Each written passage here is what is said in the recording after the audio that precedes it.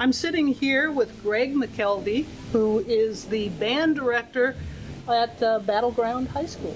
Yes. Thank you for being with us here. Oh, my pleasure. So you have been with this event for a very long time. Oh, yeah. I've actually played as a musician. I've had bands here, and you know, it's been great. Every year, whether I'm playing or have a band or just coming this year as a spectator, I enjoy it. Yeah. So tell us a little bit about what's going on at Battleground.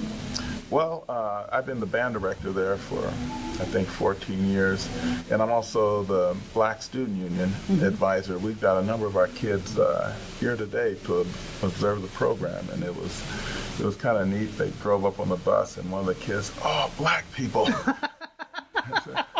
And so, you know, we're not as diverse out in Battleground, so it's really neat. The kids really get to enjoy a lot of the performances and the speakers, so they always come back the next day just beaming about what they saw.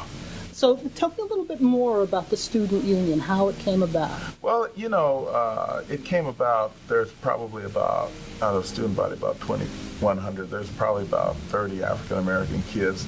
And to make a long story short, we've been dealing with some racial challenges there. So we formed a Black Student Union, I think back in '06, to help deal with some of the issues that the African-American students and their families were facing out in Battleground. So we've been at it since '06, and we've actually made a lot of progress in the area of race relations and better understanding of the things that African Americans go through, especially living out in Battleground. And it's been really good for the community because more and more families are moving out there. There's a lot of new developments opening up, and the city's probably going to become more diverse, and this is kind of a way for the city to get acclimated to the diversity that I think is going to be a part of the city.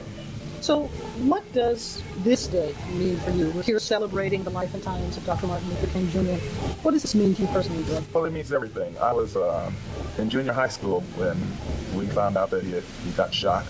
And at first, a lot of feelings ran through my mind. Part of it was kind of hatred of how could they do this to him, and then learning, and then in the aftermath, learning more about his legacy and what I can do as an African American male to make sure that his legacy lives on. And so I'm learning.